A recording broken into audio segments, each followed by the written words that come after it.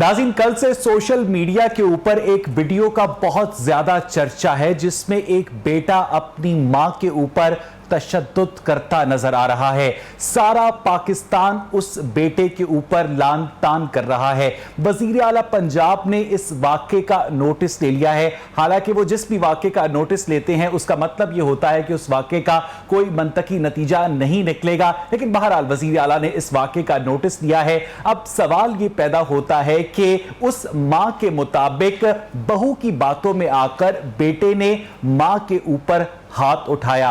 सास बहू की जो लड़ाई है वो कहानी हर दूसरे घर की है। 95% केसेस में जो बेटे होते हैं मां के साथ मिलकर अपनी बीवी को तशद्दुद का निशाना बनाते हैं। कभी उनके ऊपर तेल छिड़क कर उन्हें आग लगा दी जाती है, कभी उन्हें जहेज ना लाने के ताने देकर ज़हनी तशद्दुद का निशाना बनाया जाता है और बहुत सारे केसेस में उन्हें जिस्मानी तशद्दुद का निशाना बनाया जाता है। अब बेटा मां के ऊपर तशद्दुद करे वो भी गलत है, लेकिन अगर बेटा मां के कहने पर बीवी पर तशद्दुद करे तो वो भी गलत है। लेकिन $1 मिलियन क्वेश्चन ये है कि अगर मुआशरा बेटे की जानिब से मां पर होने वाले तशद्दुद की इस शद्दोमत के साथ मजम्मत करता है तो यही मुआशरा मुनाफिक क्यों बन जाता है? यही मुआशरा तब खामोश क्यों हो जाता है जब मां के कहने के ऊपर बेटा या ससुराल वाले बहू के ऊपर तशद्दुद करते हैं और किसी की फूलों से पाली हुई बेटी को इस तरह से रोंद कर निकल जाते हैं जैसे वो कोई इंसान थी ही नहीं। इन डबल स्टैंडर्ड्स के ऊपर आज के प्रोग्राम में मैं बात करने का इरादा रखता हूं। मेरे साथ स्टूडियोज में मौजूद हैं हमारे बहुत मोहतरम डॉक्टर इमरान जावेद साहब, कंसल्टेंट साइकोलॉजिस्ट हैं। डॉक्टर साहब, बहुत बहुत शुक्रिया आपने आज हमें ज्वाइन किया। ये बताइएगा कि ये जो वाकया पेश आया रावलपिंडी में, जिसमें हमने देखा कि एक बेटा अपनी मां को इस तरह से तशद्दुद का निशाना बना रहा है, आप वाकई समझते हैं कि बहू इस हद तक उकसा सकती है जैसा कि उस मां ने बाद में स्टेटमेंट दिया कि मेरा बेटा बेकसूर है और ये जो कुछ हुआ बहू के उकसाने पर हुआ? बहुत शुक्रिया। सबसे पहले तो मैं समझता हूं कि इस प्रोग्राम को ऑन एयर करने के लिए और फिर इतना बोल्ड स्टेप लेने के लिए और बड़ी कंक्रीट गुफ्तगू करने के लिए भी, एक स्पेसिफिक इशू पे बात करने के लिए, इसके लिए मुबारकबाद भी है और थैंक यू वेरी मच। जो आपका सवाल है उसमें मैं ये समझता हूँ कि हम शायद कुछ करैक्टर्स इस वाक़या के जो है उनको स्किप कर रहे हैं। इस पूरे वाक़या में मुझे फादर कहीं नज़र नहीं आया, वो वालिद की कोई स्टेटमेंट सामने नहीं आई, वालिद का कोई इंटरव्यू सामने नहीं आया। तमाम यूट्यूब ब्लॉगर्स वहाँ पहुँच गए, तमाम फेसबुक के बडीज़ वहाँ पहुँच गए, वीडियोस सब लोगों की आ सकती हैं, उसकी बहन जोबिया की आ सकती है, उसकी मिसेस की आ सकती है, उसकी वालदा की आ सकती, but where is a father? मेरा पहला तो ये आपके पास जवाब है इस बात का? मेरे नज़दीक बिल्कुल मेरे पास जवाब है। मेरे पास जवाब, सबसे बड़ा जवाब ये चीज़ है कि बेसिकली ये, मैं थोड़ी सी इसकी डेप्थ में जाना चाहता हूँ कि ये आज वाक़या नहीं है, इससे पहले भी पांच दफ़ा इसी बच्चे ने अपनी वालदा पे हाथ उठाया। आज भी जब ये बात होती है, स्टेटमेंट जो FIR में काटी गई उसमें भी ये बात की गई कि ये डाइनिंग टेबल पे लड़ाई हुई। इसका मतलब तो ये हुआ कि जिस वक्त आप डाइनिंग टेबल पे बैठे हुए हैं, आप तो एक बड़े खाने के माहौल में हैं, तो वहां पे आपस में कन्फ्लिक्ट होता है और सबसे पहला हमला जो है बकौल उनकी वालदा के कि उनकी बहू उनके ऊपर करती है, फिर उसके बाद बेटा जो है वो ये सब कुछ करता है। लेकिन यहाँ या तो माँ की ममता को सलाम किया जाए कि भी वो बार बार यही कह रही कि मेरे बेटे का कसूर नहीं, मेरी जो है वो बहू का कसूर है। बहू वो जिसको वो खुद ब्याह के लाई थी, ये लव मैरिज का केस नहीं है। फिर उसके बाद वही बहू जो है वो इस बच्चे को छोड़ के भी चली जाती है, खुला हो जाता है, वो अमेरिका चली जाती, अमेरिका से वही बच्ची 6 महीने पहले वापस आती, दोबारा निकाह जो है वो रीइंस्टेट किया जाता है। इसको इसी घर, जो कि घर भी उस बच्चे के नाम पर है, और उसी घर के अंदर उसको रखा जाता है और उसके बावजूद वो बच्चा पिछली गली में अब क्यों रह रहा है, वो इस घर के अंदर जिसका वो खुद मालिक है वो क्यों नहीं रह रहा? इट मीन्स के सर्कमस्टांसेस कुछ ऐसे थे जो सारे के सारे उस लड़के के गिर्द घूम रहे हैं। स्ट्रेस अगर उसको अपने फाइनेंशियल अपसेट का है वो भी उसी लड़के को है। अगर फादर की तरफ से कुछ ऐसे इश्यूज हैं कि फादर और मदर का उस घर के अंदर ऑफ एंड ऑन जल, लेकिन इन तमाम बातों के बावजूद माँ जैसी हस्ती के ऊपर हाथ उठाने को हम जस्टिफाई कर सकते हैं? दुनिया का मैं समझता हूँ, खा वो माँ है, खा वो बहन है, खा वो बीवी है, उसके ऊपर हाथ उठाने वाला शख्स कभी भी काबिल माफी नहीं, और ना इस फेल को हम जायज करार दे सकते। एहतजाज के और भी बहुत सारे तरीके। एग्जैक्टली मैं ये समझता हूँ कि भाई ये प्रॉब्लम वही है कि हमने आज के दिन तक रीजनिंग पे गौर नहीं किया, हमने शोर मचा दिया है, देयर इज नो डाउट, पकड़ा जाए भाई। लेकिन डॉक्टर साहब, आप तो एक साइकोलॉजिस्ट हैं, आपसे बेहतर कौन समझता होगा कि जिन लोगों का आईक्यू लेवल अच्छा होता है, जरूरी नहीं कि उनका इमोशनल कोशेंट भी उतना ही स्ट्रांग हो सकता है कि इस बंदे का इमोशनल कोशेंट इतना स्ट्रांग ना हो, उसका नर्वस ब्रेकडाउन हो गया हो, दो औरतों की लड़ाई के अंदर वो अपने आप को पिसा हुआ तस्वर करता हो, तो ऐसे उसके से अगर इस तरह का वाकया पेश आया है तो बगैर वजूहात जाने इस तरह से बेटे को सजा देना दुरुस्त होगा? मेरे नज़दीक सबसे पहली बात, मैं आपकी बात को अगर मैं बीइंग एक साइकोलॉजिस्ट देखूं या मैं बीइंग दोनों साइडों पे सिर्फ एक ह्यूमंस को रख लूं, लेकिन उसको डिग्निफाई ना करूं कि वो माँ है, और दूसरी तरफ मैं ये सोचूं कि वो भी एक पर्सन है कि जो एक बड़ी इंपल्स सिचुएशन में से गुजर रहा है। बेटे की शादियों के बाद माएं अक्सर अपने ओहदे का गलत फायदा उठाने की कोशिश करती हैं। देयर इज नो डाउट कि ऐसा सब कुछ होता है। अगर तो हम दोनों को एक सिंपल ह्यूमन और जेंडर डिफरेंशिएशन से अलग होकर सोचें तो मुझे आपकी बात से इत्तेफाक करना पड़ेगा। लेकिन अगर मैं यहां पे ये बात देखूं कि जिस ट्रेडिशन में हम रह रहे हैं, जिस कल्चर में हम रह रहे हैं, ये कल्चरल डाइवर्सिटी का इशू भी नहीं है। ये अमल जो है अगर अमेरिका में भी होगा, यूरोप की किसी कम्युनिटी में भी होगा, इवन मैं कहता हूं कि वो कहीं कोई बैकवर्ड पाकिस्तान से भी ज्यादा या इस सब कॉन्टिनेंट में जो कंट्रीज है इनसे भी बैकवर्ड जगह पे होगा, तो मां के ऊपर तशद्दुद को या मां के ऊपर हाथ उठाने को जो है वो हरगिज। अच्छा डॉक्टर साहब, जरा यहाँ पर तवक्कुफ कीजिएगा, मैं वापस आपके पास आता हूं। मोहतरमा नायाब जान मेरे साथ इस वक्त टेलीफोन लाइन पर मौजूद है, मारूफ समाजी कारकुन है, वुमेन इश्यूज के हवाले से, वुमेन राइट्स के हवाले से बहुत ज्यादा एक्टिव रहती है। नायाब, बहुत बहुत शुक्रिया में ज्वाइन करने के लिए। कहिएगा, ये जो रावलपिंडी में वाकया कल से सोशल मीडिया पर वायरल हो रहा है, जिसमें एक बेटा मुबैना तौर पर बहू के उकसाने पर मां को तशद्दुद का निशाना बना रहा है, ये बहुत काबिले मजम्मत बात है। लेकिन हम देखते हैं कि पाकिस्तानी मुआशरे में जब बहुओं को मां के कहने पर बेटे तशद्दुद का निशाना बनाते हैं, तब मुआशरा खामोश रहता है। ये डबल स्टैंडर्ड्स नहीं है नायाब? जी अवैस, देखें, मैं भी सुन रही थी गुफ्तगू, डॉक्टर साहब ने बिल्कुल इसकी जो मामले की जो कॉम्प्लेक्सिटीज हैं उनको बिल्कुल ठीक तरीके से उजागर किया है। इसमें कई रोल्स और रिस्पॉन्सिबिलिटीज हैं, इसमें जेंडर भी आता है, इसमें पावर भी आता है। ये जो लड़का है इसके भी ये भी यकीनी तौर पर बीवी और माँ की ये जो टग ऑफ वॉर है उसके बीच में फंसा होगा। तो वी हैव टू अंडरस्टैंड कि ये हमारे माशरे के अंदर बड़े गहरे मसाइल हैं और इनके उसी तरह के कॉम्प्लेक्स जो है वो सोल्यूशंस होंगे। जो बात आपने की वो बिल्कुल दुरुस्त है, क्योंकि माँ का दर्जा हम ये समझते हैं कि वो हायर है, और हम ये समझते हैं कि उनकी रिस्पेक्ट और अथॉरिटी जो है वो बीवियों से ज्यादा होती है, और माशरे के अंदर जनरली भी बहुओं को एक नेगेटिव नजर से देखा जाता है। तो ये डबल स्टैंडर्ड डेफिनेटली वहां पर होता है, क्योंकि ये दोनों तरफ से होता है। खवातीन घरेलू तशद्दुद को इनेबल करने में आई मस्ट से एक बहुत अहम किरदार अदा करती हैं, हम उनका किरदार जो है वो नजरअंदाज नहीं कर सकते। बट होता ये है कि माशरे के अंदर कई खवातीन जो हैं उनका ये रुतबा होता है कि उस पर जो है वो ज्यादा लोग अफसरदा होते हैं, और माँ का मेरा ख्याल है रुतबा ऐसा है। और बीवी के ऊपर चूंकि तशद्दुद इतना आम हो चुका है तो उस तरह से हमें ये शॉकिंग नहीं लगता। तो नायाब, आप क्या समझती हैं कि इस तरह से अगर बीवियों के ऊपर तशद्दुद आम है वो हमें शॉकिंग नहीं लगता, और जब इस तरह का वाकया माँ के साथ पेश आता है तो हमें फिर बैलेंस करना होगा ना? हमें बीवियों को भी घर में बतौर औरत, बतौर इंसान वही हकूक देने होंगे जो उस घर के किसी भी दूसरे फर्द को हासिल हैं। जब मिसाल के तौर पर अगर एक दूसरे घर से उठकर बहू आती है तो माँ की जानिब से उसे जहेज के ताने दिए जाते हैं, सुबह 10 बजे उठने के ऊपर एतराज किया जाता है, पराठे के अंदर ऑयल कम होने के ऊपर एतराज किया जाता है, उसके घर में सहेलियों के आने के ऊपर एतराज किया जाता है, बार बार उसे यह एहसास दिलाया जाता है कि ये उसका घर नहीं है बल्कि ये एक ऐसा प्रिजनर ऑफ वॉर कैंप है जिसमें वो सांस भी सांस की मर्जी से लेगी। तो फिर ये सब कुछ तो होगा ना नायाब?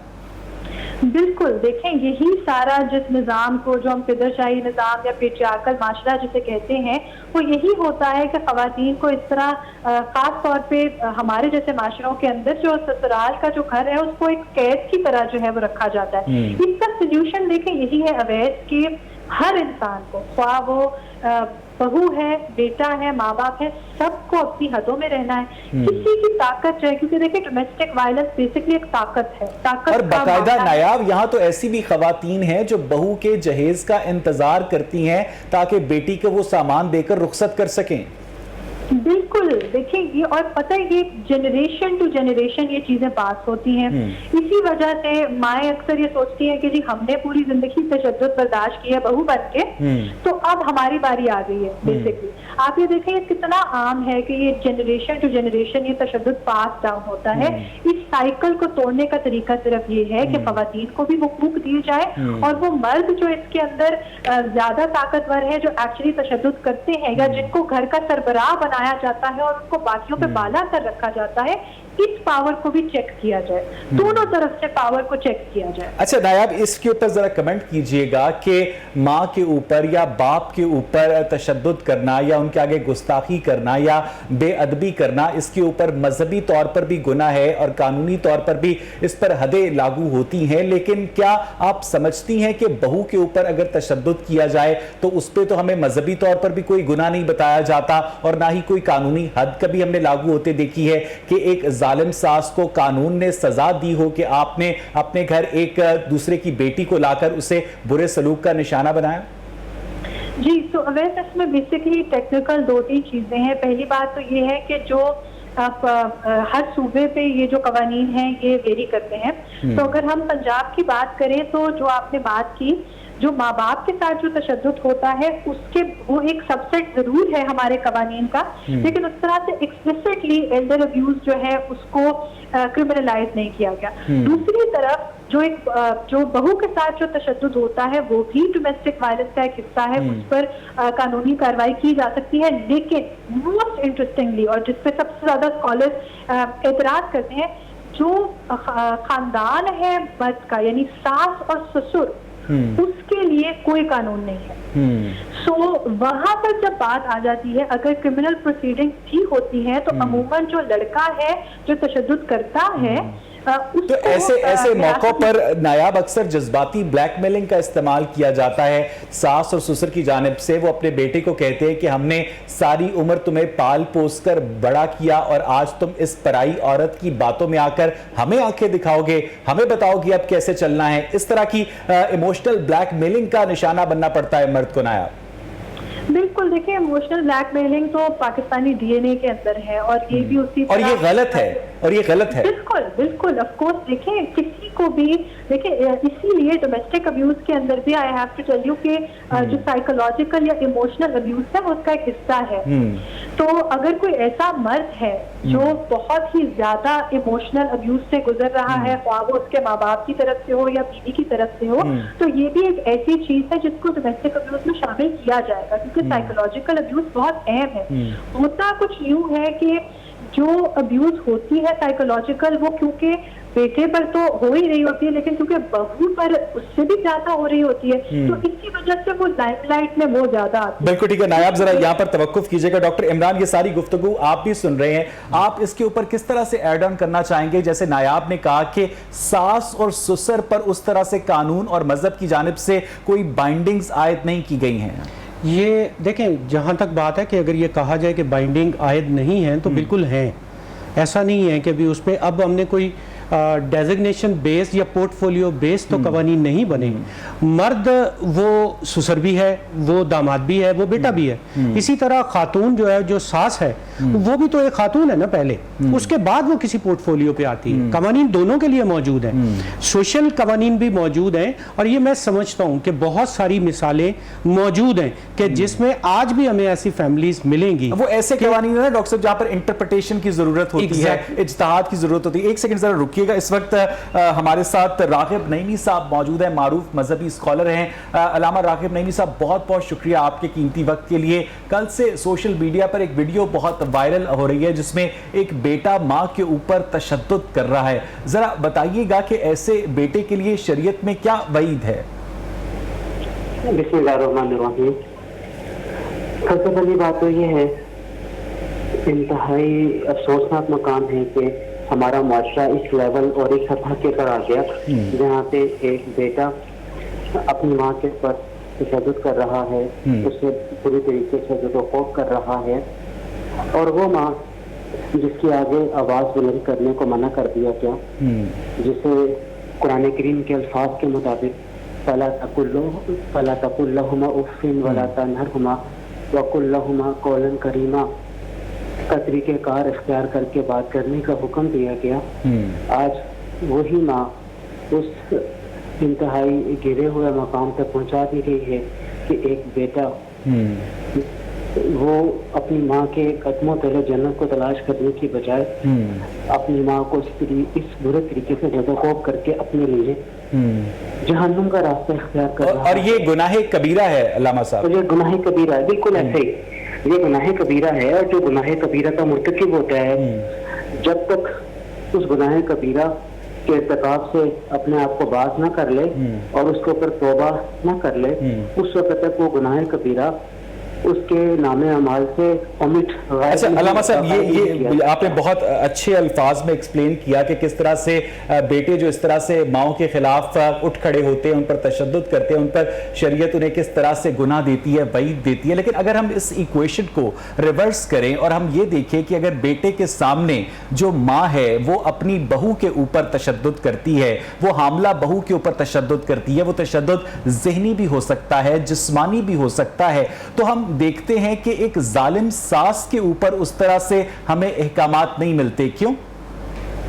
دیکھیے بات ایسی نہیں ہے، یہاں پہ ہر وہ شخص جو دوسرے کے اوپر ظلم کرتا ہے کسی کے اعتبار سے، جیسے نبی کریم صلی اللہ علیہ وآلہ وسلم نے فرمایا من لم یرحم صغیرنا ولم یوقر کبیرنا فلیس منا، جس شخص نے اپنے سے چھوٹے کے اوپر رحم نہیں کیا، بہو ساس سے چھوٹی ہے، ساس کی ذمہ داری بنتی ہے کہ اگر اس نے بہو کو اپنے ساتھ اپنے گھر میں ہی رکھا ہوا ہے تو پھر وہ بہو کی تمام تر ضروریات نہیں، اگر وہ تشدد کرتی ہے راغب نعیمی صاحب، اگر وہ پھر اس کے بعد اس کی کیا سزا ہونی چاہیے؟ اگر وہ تشدد کرتی ہے تو پھر جو قانونی سزا بن سکتی ہے اس کی وہ دی جائے۔ نہیں، شریعت میں کیا سزا ہے؟ شریعت میں گناہ کیا ہے؟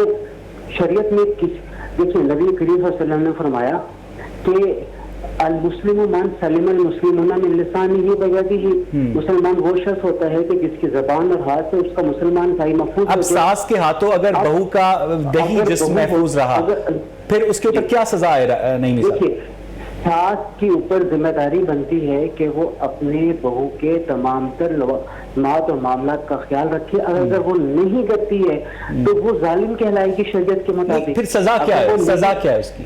دیکھیے ظالم یہ جو حقوق ہے نا، حقوق کی ادائیگی کے اندر سزائیں نہیں ہیں۔ نہیں حقوق نہیں، اگر وہ باقاعدہ اپنی بہو کے اوپر تیل چھڑک کر اسے آگ لگانے کی کوشش کرتی ہے، باقاعدہ اسے دن رات لفظی تانے مارتی ہے، اس کی صحت کی دشمن بن جاتی ہے، تو اس کی سزا کیا ہے؟ نہیں صاحب میرے بھائی اسی طرف ہی آ رہا ہوں، ہمیں یہاں پہ نا بہت کیٹیگوریکلی جسمانی تشدد اور زبانی زجر و توبیح کے درمیان فرق کرنا پڑے گا۔ بہت سے معاملات کا تعلق ہمارے آپس کے حقوق کے ساتھ ہے، حقوق کی ادائیگی کے ساتھ ہے۔ حقوق کی ادائیگی کے حوالے سے شریعت صرف اس طرف لوگوں کو لے کر آتی ہے کہ حقوق کی ادائیگی کو پابند کر دیا جائے ادا کرنے کے لیے، اگر وہ ادا نہیں کر پا رہا ہوتا تو پھر قاضی وقت کو اس بات کا اختیار دیا جاتا ہے کہ وہ حقوق کے بدلے میں حقوق دلوائے، اور اگر جہاں پہ حقوق کے بدلے میں حقوق نہیں ہے وہاں پہ اس کی مالی۔ راغب نعیمی صاحب میرے پوچھنے کا مطلب یہ تھا کہ جب چھوٹوں کی جانب سے ماں کے اوپر تشدد کیا جائے تو آپ نے کیٹیگوریکلی کہا کہ وہ گناہ کبیرہ ہے، دنیا کا ہر انسان اس کی مذمت کرتا ہے، لیکن جب بڑوں کی جانب سے چھوٹوں پر تشدد کیا جائے تو کیا مذہب اسے گناہ کبیرہ قرار نہیں دیتا؟ ہمارے بچپن میں ہمیں اسلامیات میں درختوں کے حقوق پڑھائے گئے، جانوروں کے حقوق پڑھائے گئے، دوستوں کے حقوق پڑھائے گئے، والدین کے حقوق پڑھائے گئے، لیکن کہیں بھی ہمیں بہو کے حقوق نہیں پڑھائے گئے۔ دیکھیے جب ہم اسلام کے نظام معاشرت کا جائزہ لیں گے تو اسلام کے نظام معاشرت کی بنیاد اکیلے یا سنگل پیرنٹ فیملی سسٹم کے اوپر ہے، جس میں ہر شادی شدہ جوڑا اپنے آپ کو باقیوں سے الگ رکھے۔ تو پھر بوڑھے ماں باپ کا خیال کون رکھے گا؟ ہاں یہ ذمہ داری بہو کی نہیں ہے، یہ ذمہ داری اس بیٹے کی بنتی ہے जिस बेटे को उस माँ बाप ने जन्म दिया है, जिस बेटे को पाल पोस के उन्होंने बड़ा किया है, हकीकत में देखा जाए तो बेटा इस बात का जिम्मेदार बनता है। और जाहिर बात है बेटा अगर उनकी खिदमत करेगा तो वो जन्नत को पाएगा। बहू की जिम्मेदारी नहीं, राघव नईमी साहब आप बिल्कुल ठीक कह रहे हैं, लेकिन यहाँ पर होता यह है कि जब बेटा बीवी के लिए अंगूर लेकर आता है तो माँ को खांसी शुरू हो जाती है। ये हमारा वो मुआशरती अलमिया है जिसमें हमारे बड़ों को भी ये सोचना चाहिए कि अगर उनका बेटा उनकी बहू के साथ हुस्न सलूक किए हुए है तो ये हुस्न सलूक ऐन शरीयत के मुताबिक है, नबी करीम सल्लल्लाहु अलैहि वसल्लम के फरमीन के मुताबिक है। मैं पहले भी कई दफा इस बात को रिपीट कर चुका हूँ कि हमारे यहाँ सास यानी माँ बड़े चाव के साथ ढूंढ कर चांद सी बहू अपने गोल गोल रोटियां बनाने वाली लेकर आती है। लेकिन बड़ी अजीब सी बात है कि 1 से 2 महीने के अंदर ही चांद सी बहू को गिरल लग जाता है। एग्जैक्टली डॉक्टर इमरान, जरा आपके साथ माजरत के साथ मैं आपको पूरा वक्त दूंगा। रागिब नईमी साहब इस वक्त बहुत अच्छी तरह से इन मामलात को एक्सप्लेन कर रहे हैं। रागिब नईमी साहब, जब वो चांद सी बहू घर आ जाती है और हम देखते हैं कि एक के बाद दूसरी के बाद तीसरी बेटी पैदा हो जाती है, तो वो बहू बहुत बुरी लगनी शुरू हो जाती है सास ससुर को, और बकायदा बेटे के कान भरे जाते हैं कि या तो इसको फारिग कर दो या दूसरी शादी कर दो। इस तरह के कान भरना एक बीवी के लिए उसके शौहर का दिल खट्टा करना, क्या ये गुनाह नहीं है?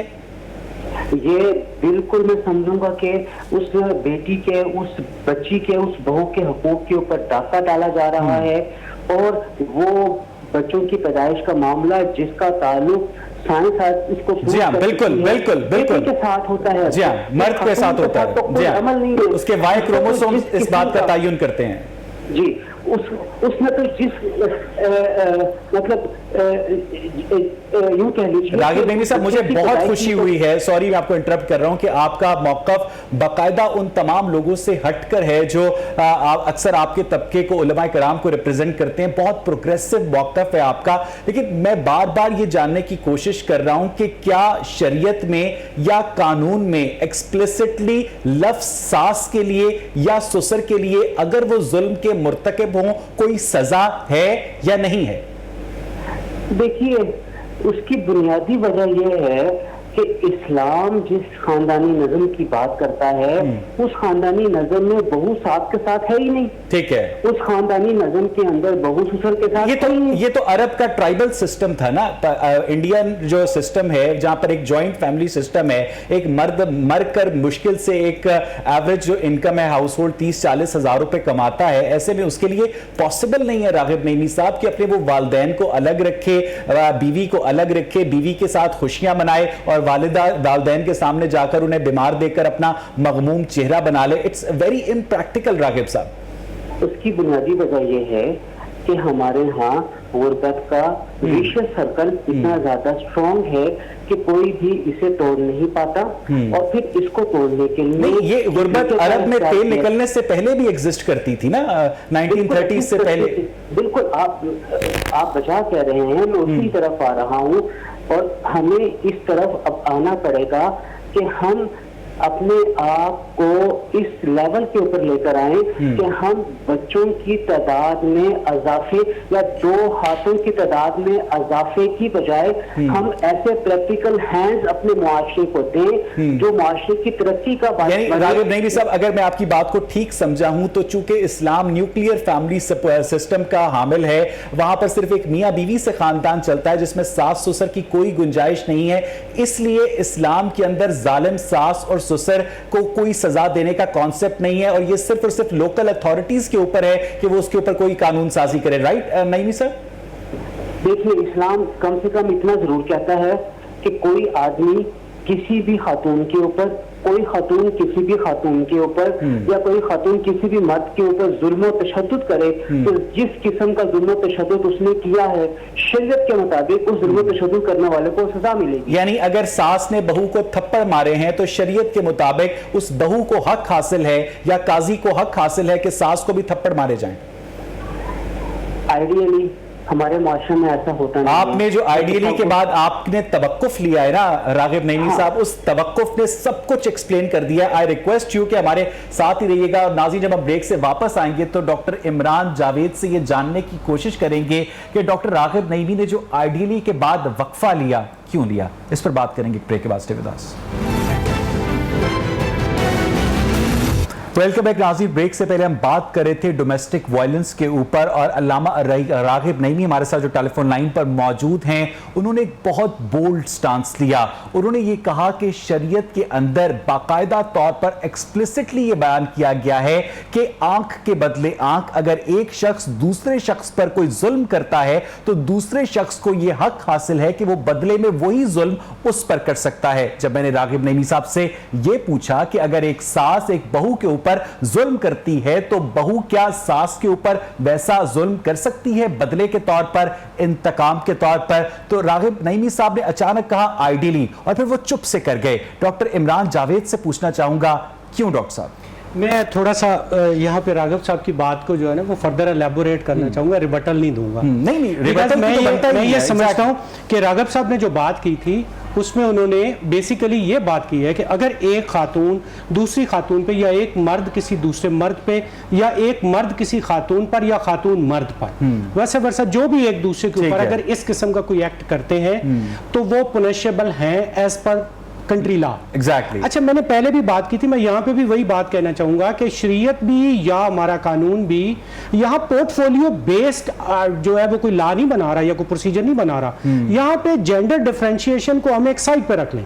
ہم یہ بات دیکھیں کہ ساس ایک خاتون ہے اور اس نے ایک خاتون ایک ہیومن بینگ دوسرے ہیومن بینگ کے اوپر تشدد کر رہا ہے, تو اسلام لیکن جب وہ ہیومن بینگ یہ کہتا ہے کہ میرا رتبہ بڑا ہے, میں تشدد کر سکتا ہوں. اب یہاں پہ میں آپ کو بتاتا ہوں, یہاں پہ لفظ تشدد جو ہے نا اس کو نکال دیا جائے. یہ ایک پیک کی جو میں سمجھتا ہوں کہ وائلیشن ہے.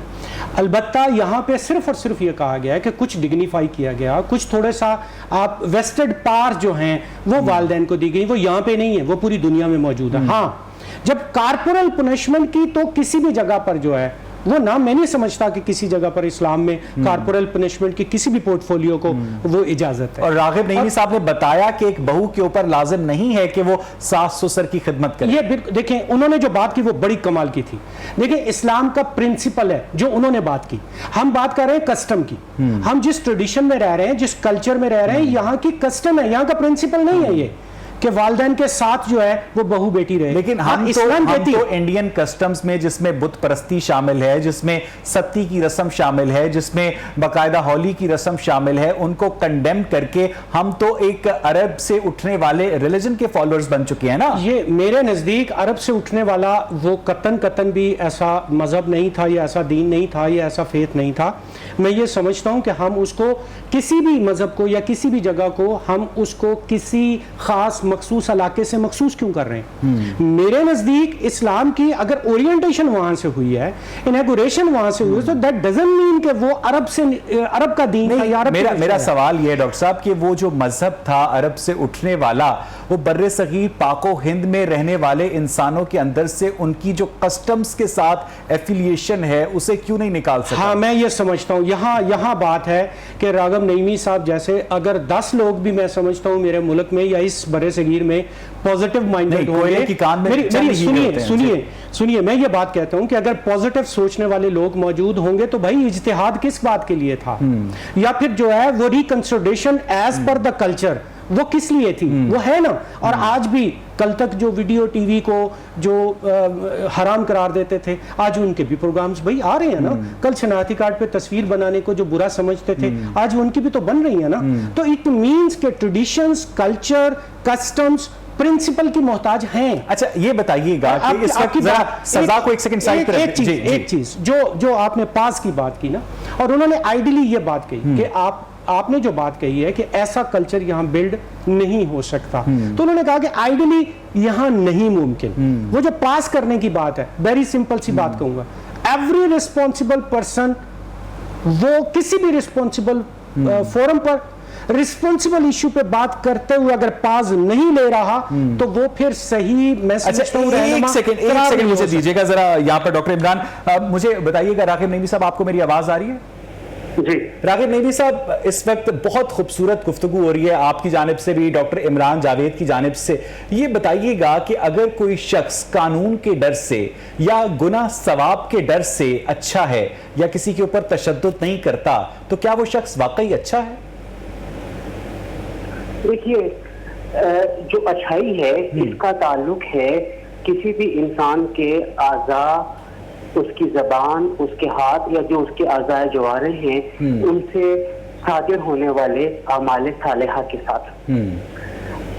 جتنے کسی بھی شخص کے اعمال صالحہ اچھے ہوں گے یا وہ ایسے عمل کرے گا جس کا فائدہ خلق خدا کو ہوگا، اسے شریعت کی نگاہ میں بھی اور اسے قانون کی نگاہ میں بھی اور معاشرے کی نگاہ میں بھی اچھا تصور کیا جائے گا، بہتر تصور کیا جائے گا.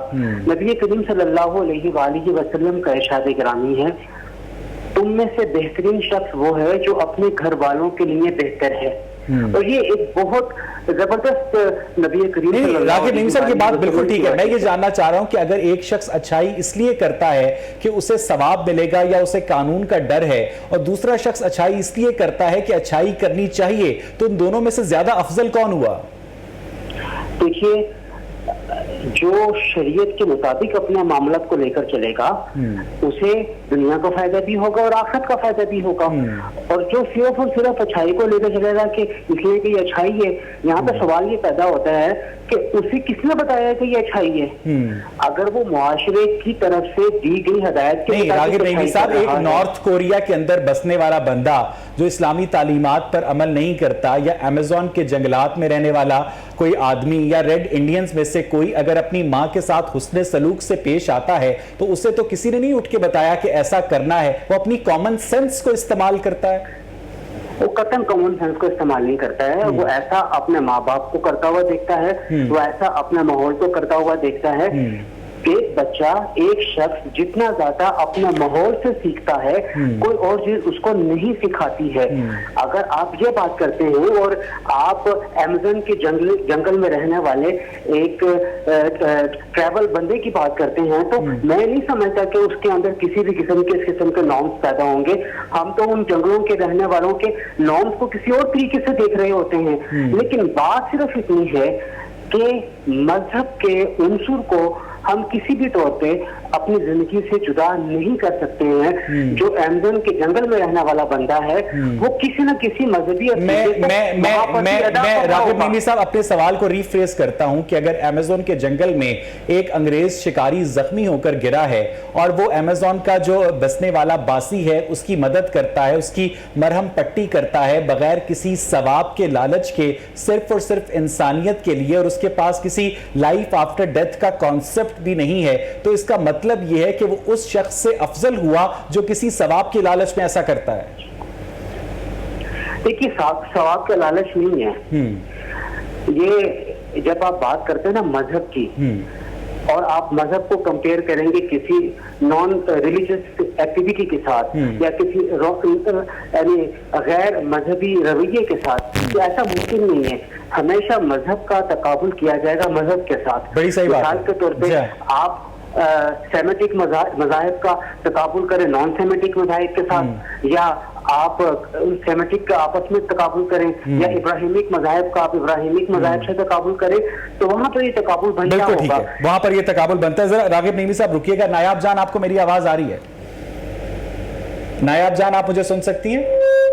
مجھے لگتا ہے کہ نایاب جان ہمارے ساتھ نہیں ہے. ڈاکٹر عمران جاوید، مجھے یہ بتائیے گا کہ اس وقت کارپورل پنشمنٹ کو بھی ایکویشن میں سے نکال دیجئے، گناہ ثواب کو بھی ایکویشن میں سے نکال دیجئے. ایک ایسی فیملی ہے جہاں پر ماں ہے، جہاں پر بیٹا ہے، جہاں پر بہو ہے، جہاں پر ساس سسر ہیں، وہاں پر ایک کانفلکٹ پیدا ہو گیا ہے. بات نوبت جو ہے ہاتھا پائی تک آن پہنچی ہے. وہاں پر سائیکالوجسٹ جو ہے انٹروین کر سکتا ہے، کانفلکٹ ریزولوشن کر سکتا ہے؟ اگر کر سکتا ہے تو کیسے کر سکتا ہے؟ میں سب سے پہلے تو یہاں پہ یہ بات کہوں گا کہ ہم نے انٹروین کرنے والی شخصیت کو بھی، انٹروین روم کو بھی اور انٹروین ایٹماسفیئر کو بھی ختم کیا. جو انٹروین کرنے والا شخص ہوتا تھا وہ ڈیفینیٹلی گھر کا بڑا ہوتا ہے، یہاں بڑا پارٹی بنتا جا رہا ہے. یا وہ شخص ہوتا ہے جس نے وہ رشتہ داری طے کروائی ہوتی، وہ انٹروین کرتا، وہ ختم ہو گیا، وہ مڈل مین ہی ختم ہو گیا. پھر اس کے بعد جو ہے اگلا تھا کہ جس روم میں بیٹھ کے ہم آپس میں ایک گفتگو یہ ویسے بڑی بچوں والی بات ہے کہ چونکہ آپ نے میرا انکل غفور نے رشتہ کروایا تھا اس لیے میری اگر اپنی بیوی سے یا بیوی کی شوہر سے کوئی لڑائی ہوتی ہے تو صلح بھی انکل غفور کروائیں. ایسی بات نہیں ہوتی. یہ بیسیکلی وہ ایک ایسوسیٹڈ ہیلپ ضرور ہوتی ہے کیونکہ وہ دونوں فیملیز کا نا ایک مڈل مین ہوتا ہے, پارٹی دونوں بنے ہوئے ہوتے ہیں, وہ ایک تیسرا پرسن بیسیکلی درمیان میں سیٹلمنٹ کرتا ہے, ریزولیٹ کرتا ہے اس ایشو کو. میرے نزدیک یہاں پہ ابھی بھی انٹروین ہو سکتا ہے. اس کی وجہ وجہ صرف اور صرف یہ ہے اگر بیٹا ماں کی سننی شروع کر دے, ماں بیٹے کی پوری بات سنے, پھر اس کے بعد جو ہے وہ اپنا ورڈکٹ دے. اور سب سے بڑی بات جیسے اس گھر میں دیکھیں نا, اس بیچاری خاتون نے پہلے خامد کا تشدد برداشت کیا کیونکہ اس بچے کی ویڈیو کے درمیان تشدد کرتے ہوئے جو لینگویج استعمال کی گئی ہے وہ لینگویج اسی گھر کے اندر سے اس کو ملی ہے, وہ اس کے فادر نے اس کو دی ہے. اس خاتون, اس معصوم نے سب سے پہلے, یہ بڑا اہم نقطہ ہے راغب نعیمی صاحب, اس پر ذرا غور کیجئے گا کہ وہ جو بچہ بڑے ہو کر ایسا انسان بنا کہ اس نے اپنی ماں کے اوپر ہاتھ اٹھایا, وہ جو لینگویج استعمال کر رہا ہے جس سے آرام سے وہ تشدد کو ایک وے آف لائف سمجھتا ہے, تو اس کا مطلب یہ ہے کہ اسے بچپن سے گھر میں ایسا ماحول ملا جہاں اس کے والدین ایسی زبان استعمال کرتے تھے, جہاں اس کے والد ایک اپنی بیوی کے اوپر اس طرح سے تشدد کرتے تھے. اس کا مطلب یہ ہے کہ یہ جنریشنز کا المیہ ہے. سب سے بڑا المیہ کیا ہو رہا ہے اس خاتون کی, یعنی ارسلان کی ایک کوئی 6 سال کی یا 5 سال کی بیٹی ہے, اس بیٹی کو جسٹ آپ شو آف کر رہے ہیں کہ آپ ویڈیوز بنا رہے ہیں, آپ بتانا چاہ رہے ہیں کہ جی مجھے اس کی قسم ہے, بہو جو ہے وہ یہ کہتی ہے کہ مجھے اس کی قسم ہے کہ کوئی بھی میرے اوپر جو ہے یہ جو الزام لگائے جا رہے ہیں یہ غلط ہے. جی راغب نعیمی صاحب, ہم اس بچی کو ایجوکیٹ کر رہے ہیں, یہ ساری لڑائی ہم اس بچی کو بیسیکلی بہت حد تک ایسا ہی ہے کہ ہمارے بچے جس طرح کا ایکٹ اپنے گھروں میں ہوتا ہوا دیکھتے ہیں وہ اسی ہی کو ریپیٹ کرتے ہیں. مجھے یاد ہے اچھی طریقے سے, میں چھوٹا سا ہوا کرتا تھا, میرے والد ہی, میں نے اپنی والدہ کے سامنے ذرا اونچی آواز میں بات کر لی. مجھے اپنے والد صاحب کی طرف سے, ڈاکٹر سرفراز نعیمی شیخ کی طرف سے نہ صرف سخت رویے کا سامنا کرنا پڑا بلکہ انہوں نے مجھے سمجھا دیا آئندہ کے لیے کہ کبھی بھی تمہاری آواز تمہاری ماں سے اوپر نہیں ہونی چاہیے. ٹھیک ہے. اور وہ دن ہے اور آج کا دن ہے کہ میرے ذہن میں آج بھی اپنے والد گرامی کی بات گونجتی ہے کہ میری آواز کبھی بھی میری والدہ کی آواز سے اونچی نہیں ہو. اچھا مجھے ایک بریک پر جانا ہے, لیکن راغب نعیمی صاحب ذرا ایک چھوٹا سا سوال مجھے بتائیے گا کہ فقہ حنفی, فقہ شافعی, حنبلی اور مالکی, ان سب کا آپ نے ذکر پڑھا ہوگا. میں اس کے اوپر آپ سے بات کرنا چاہوں گا کہ ایسے لوگوں کی سزا کیا ہوتی ہے. ایک چھوٹی سی بریک لیتے ہیں ناظرین, اور جب ہم بریک کے بعد واپس آئیں گے تو راغب نعیمی صاحب سے ڈسکشن کا سلسلہ آگے بڑھائیں گے. اسٹے ود اس.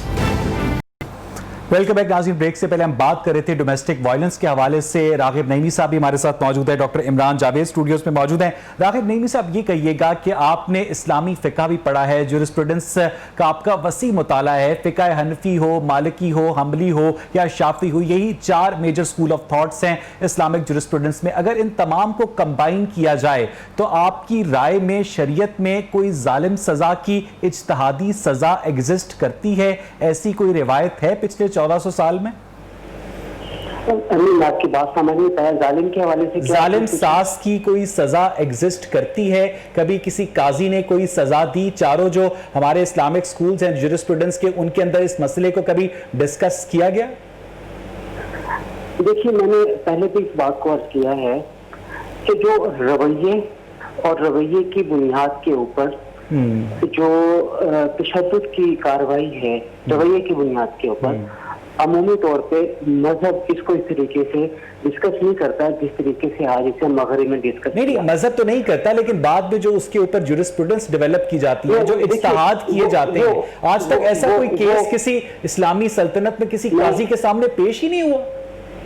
میں آپ کو عرض کرتا ہوں کہ بہت سارے معاملات کے اندر جو مقامی قانون ہے جو کسی بھی ملک کے اندر بنایا جاتا ہے, اگر وہ مقامی قانون کسی بھی طور پر شریعت کی بنیادی امور سے نہیں ٹکراتا ہے تو وہ پریویل کرتا ہے. بالکل ٹھیک بات. اچھا راغب نعیمی صاحب, اگر اسلامی نظریاتی کاؤنسل یا پارلیمنٹ آپ کی رائے مانگے کہ ایسے شخص کو کیا سزا دی جائے, تو آپ کیا سجیسٹ کریں گے؟ ایسی ساس کو کیا سزا دی جانی چاہیے جو ایک دوسرے کے گھر سے آئی ہوئی بیٹی کے اوپر تشدد کرے؟ دیکھیے بیٹی کے اوپر تشدد کرنا تو میں سمجھتا ہوں کہ انتہائی گری ہوئی کیفیت. سزا کیا دی جائے؟ سزا کیا دی جائے؟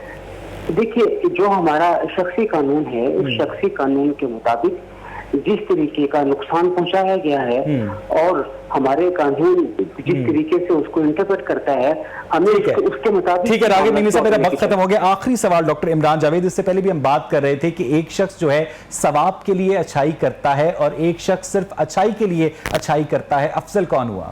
میرے نزدیک بڑی سمپل سی بات ہے, جو اچھائی کے لیے جو اچھا کام کر رہا ہے وہی بیسیکلی جو ہے وہ اس کے انر سے ہو رہا ہے. جیسے میں نے ابھی تھوڑی دیر پہلے بھی بات کی اور ابھی بھی وہی چیز ہے کہ ہم سیٹ بیلٹ لگاتے ہیں نا تو وہ ڈر سے لگاتے ہیں. اگر ہم اس کو اس بیس پہ لگائیں کہ ہماری سیفٹی ہے تو ہم اس میں کمفرٹ فیل کریں گے.